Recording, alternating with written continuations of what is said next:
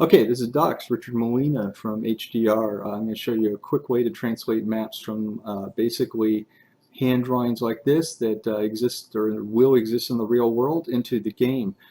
Here's a map, basically Chapter Wars Day 1. I asked basically the guy who invented the track if I can put it in the game, and he said yes. So that's the first thing I'll do if I find a track is ask for permission.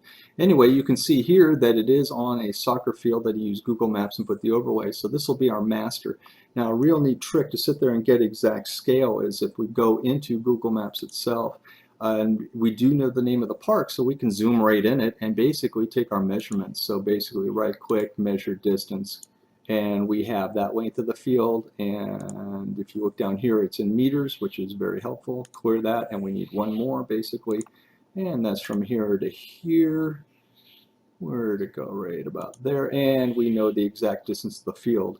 From here, I'll make a quick little drawing with the dimensions, and then just basically a quick little sketch of all the constituent parts. This is not to scale, but it gives me an idea what's going on, and this is my cheat sheet.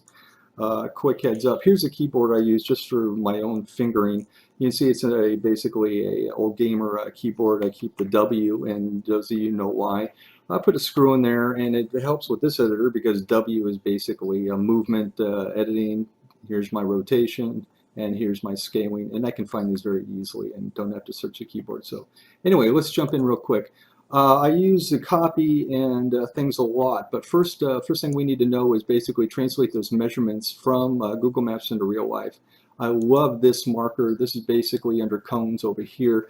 We'll sit there and I'll hit the R key for scale. And now the thing that's really cool is we know how big this needs to be. And if you look down here, it says object size. So we can scale this out to exactly those numbers that we needed to. And I don't remember exactly what they were, but anyway, you'll get my idea. So there's one of the numbers. I'll hit C to clone it real quick.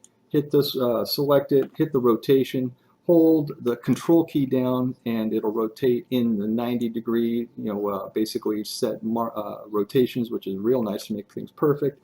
Hit the W key. I'll use this little guy here so I can move him wherever I want instead of having to use the exact things. It just depends on the accuracy you want, and basically there we go. We know, and we'll use this to get that out of the way. We know basically now this is the outlay, and we can basically finish it off. Here's the other side. And boom. All right, for the most part, this is basically how I get the scale, and this would be what I'd work off and then go from there. Things work real quick. I use the clone all the time, the C button. We're just going to make a simple 4 post track real quick, so we're going to put one gate here. I'm going to select the flag because basically that's where I want the turns. And click on it, hit the E, hit the free rotation. You're not going to use anything, just free rotation, and there we go. So the restart's pointing to the next one. Same thing over here. We get the restart saying this guy. This guy is all correct. Click, clone, click, control key, flip it around 90 degrees, and pretty much one more. Oops, sorry about that, guys. There we go. Pretty much, there you go. That's not too bad. And he goes, there's pretty much the track. And you just go through and make sure the number's all correct and the way you want them. Oops, we're going number 2 and 3, 4, 5, 8, da, da, da, da, da, da. And that's basically how it goes real quick. I use these cones a lot to basically, from this stage, where'd it go? I'll look at this and just throw a cone down, basically kind of where I want them, and then I'll nudge those around and then I'll place the gates. It's a quick and easy way, but basically the splines don't go down until I've put the markers down, gates down, everything, and flown the track many times just so I know that the flow is right. Otherwise, I'm wasting my time with the spline, and that's not too much fun to undo. Anyway, there you go. The spline isn't hard at all. It's just more of an eyeball, and just take your time with it. Use the straightaways as much as you can. So we'll start here. Keep it all the way straight. Don't go click, click, click, click, click, or you're going to drive yourself nuts trying to straighten them all out. Put a node there, and now we're coming up to a turn. Node, node, node, node, and then drag it almost to the next one. Double right click to turn it off. And then we can come in, zoom in a little bit. And you can see the thing is kind of weird is when you highlight it, anytime you start a curve in, it'll start bending into the Z. So it will put some of it underneath, highlight it, hit the I to make sure it's above, and then you can lay your markers on top of that.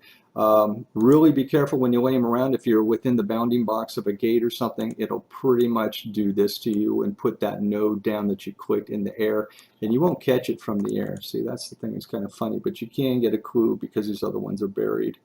But anyway, just click on it, bring it to you. That one you might need to bring down manually, but the one thing you have to do always is after you lay your markers, you're going to have to, no matter what, go down in each one, highlight it, hit that period button, and make sure it's on the floor.